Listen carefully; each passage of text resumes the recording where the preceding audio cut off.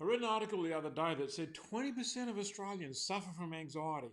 And I thought, geez, I've got a lot of experience with dealing with people with anxiety, and maybe I should share it. So, here's some hints and tips and ideas about what you can do if you do suffer from anxiety, whether that's minor or major, doesn't really matter. It's all the same thing, and it's a question of degree.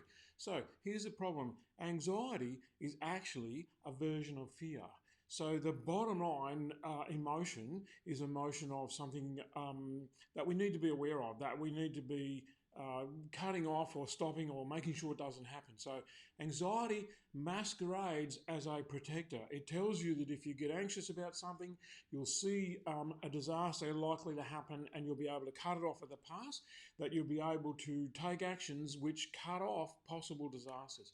When you think about it, that's based on our imagination. So here's the terrible thing. What we do is we use our imagination to go into the future, imagine something happening, whether that's in an hour or whether that's next week. It's still in the future, so it hasn't happened yet. So we use our imagination to create a disaster. I call it catastrophizing. In other words, I could go into the future and I can imagine something wonderful, something exciting. The trouble is, lots of people say, well, what's the point of imagining that? It may not happen. And I'd say, what's the point of imagining something that's a catastrophe? It may not happen. So anxiety tends to be future paced. In other words, what I do is I pace my life around by the speed that I'm running at has a lot to do with what I'm imagining is going to happen in the future. But when I start to imagine from the negative perspective, I'm constantly looking for what could go wrong and what I shouldn't say and where I shouldn't go and who might say this, and don't put this person in the room with that person because that might be a clash and that would be a disaster. That's all imagination. The trouble is it becomes a habit. And so the habit that I get into is a habit of wanting to think of every possible disaster that could happen and then take steps or actions to prevent those possible disasters from happening. Now, if you're a designer of airplanes, that's a bloody good idea. We need very anxious people designing our airplanes because if we do, then what that means is we get superior quality airplanes because what they do is they make sure nothing can go wrong because they imagine every possibility. And then we train the pilots to handle those possibilities. But if you're not a professional pilot or a professional airplane designer, the chances are you're spending a lot of time being anxious about something that hasn't happened yet and very well may not happen.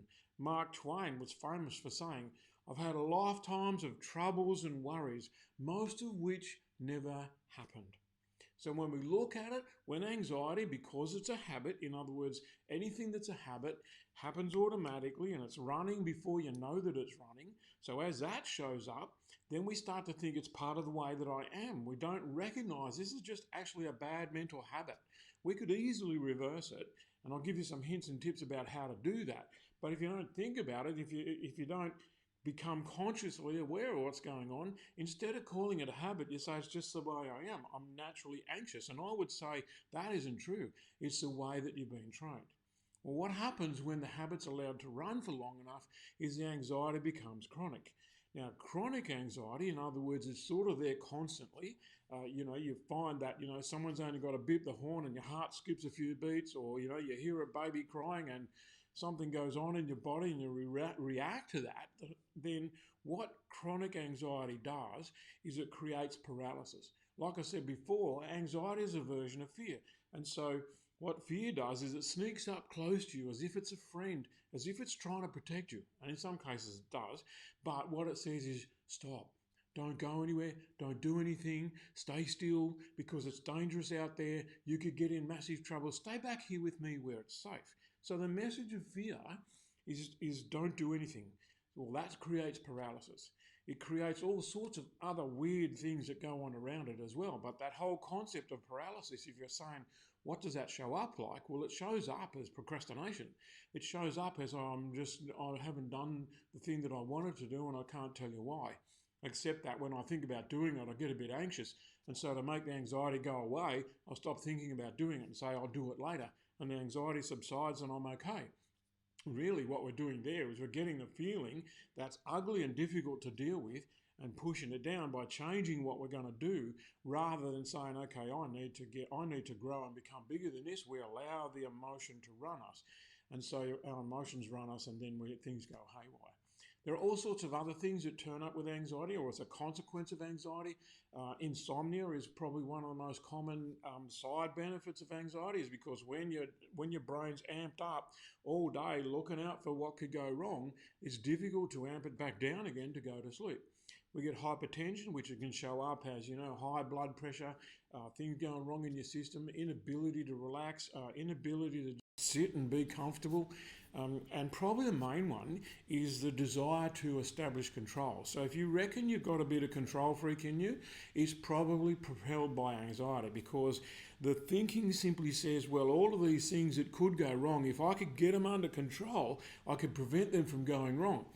And then I could relax. The trouble is, there's so many things that could go wrong. We never actually relax. And so we spend more and more time trying to get more and more things under our control.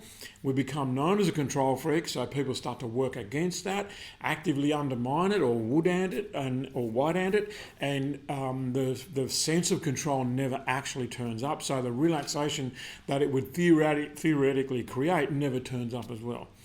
Well, that's enough about it. What are the solutions? Well, basically, I've got a few.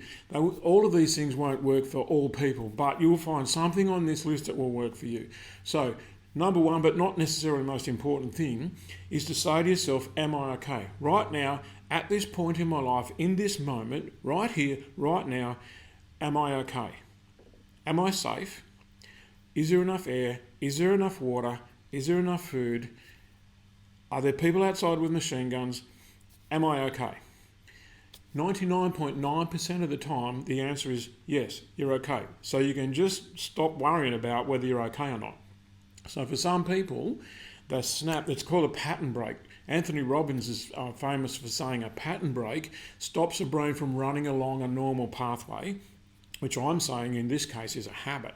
So are you okay right now? Well, yeah, I've taken a look around me and yep, there's no threats, there's no worries, there's a few things coming over the horizon, but right now in this moment, I'm okay. So that's one thing that may work for you. I've seen it work for lots and lots of people. Of course, you have to remember to say that, but that's part of forming another habit. Second thing that you might try, once again, not necessarily in order, but the second thing you might try is, what do I need right now? Do I need someone to reassure me? Do I need to just check in with other people around me that I'm correct in my assessment of the situation, that maybe I should be anxious or maybe I shouldn't. So what do I need in terms of help or support or space or time or resources that are going to help me deal with this in a much more successful way than just changing my behaviour so that it goes away? Third, and probably the most successful for the largest number of people, is what we call square breathing. And square breathing is simply 4-phase breathing activity. You breathe into the count of 4. So you breathe into the count of 4, you hold it for the count of 4, you breathe out for the count of 4. Most people find that difficult to let their breath out slowly. We're big time gaspers in our culture. And then we hold no breath for count of 4. So that's in for 4, hold for 4, out for 4, hold for 4. I'll demonstrate it like this. Breathe in, 2, 3, 4. Difficult for me to do that while I'm talking. Hold it, 2, 3, 4. Breathe out, 2, 3, 4. Hold it, 2, 3, 4. Square breathing, for most people, for most of the time, works wonders. The only problem with it is remembering to do it, because anxiety tends to become habitual, it tends to become the normal background, and we don't notice that we're actually a bit hyper and we're actually a bit wound up. And sometimes it takes other people to remind us of that. So there's a question of awareness, and it's a question of how much you want to make a change. So square breathing is going to be fantastic. Presencing works, and what I mean by presencing is turning up in the current moment. I have a 2.5-year-old granddaughter, and I just love spending time with her. And I've heard grandparents say, isn't it great playing with the little tackers because you can give them back? I don't think it's because you can give them back. I don't want to give her back. I'd take her home if I had the choice, and I'd deal with the tantrums and the dirty nappies and all of that. It would be a pleasure. I think here's what happens is that I was on the floor playing puzzles with my granddaughter the other day, and I got up, and because I'm 68, I said to my wife Mary, I said, I'm a bit stiff, maybe that's a sign of age and getting up and down off the floor and all of that sort of stuff. She said, it's not your age, you idiot. She said, you've been there for an hour and a half. Well, to me, it had felt like 5 minutes. In other words, that little tacker actually made time stand still. And I think that when we get activities that make time stand still, we are our best selves. And certainly, I wasn't experiencing any anxiety with playing with her with the puzzles and those kind of things. It was just that rare experience of being in the moment for a long period of time, which for her is all day, every day. So, if I could learn anything, it would be from the 2.5-year-old. And finally, the other thing to practice is, and once again, no particular order of importance, is the realization that we don't have any control. That whilst we think that we can control people around us and circumstances around us and all of those sort of things, we actually can't. So anxiety turns up because we're trying to establish control and we actually can't do that. You can't control. If you're driving down a 3-lane highway, all 3 cars going in the same direction, you can't control whether that person next to you is going to suddenly swerve into you, hit the brakes, accelerate, pull out a gun and aim it at you. You can't control any of that. But of course, what we do is we try and control that. What we don't realise is that control is beyond us. The only thing you can control is yourself. And if you think about that, anxiety is actually a lack of control of ourselves. Because what we could do is we could say to ourselves, I could worry about that, or I could just wait and see what they're going to do. Because if it's the politicians, if it's the business next door, it's the family next door, we can't control what they're going to do. We just wait and see what our response to that is going to be. When you're in anxiety, what happens is you react to things, which means you're bound into it, rather than having the space to sit back and say to yourself, I'm going to choose a response here.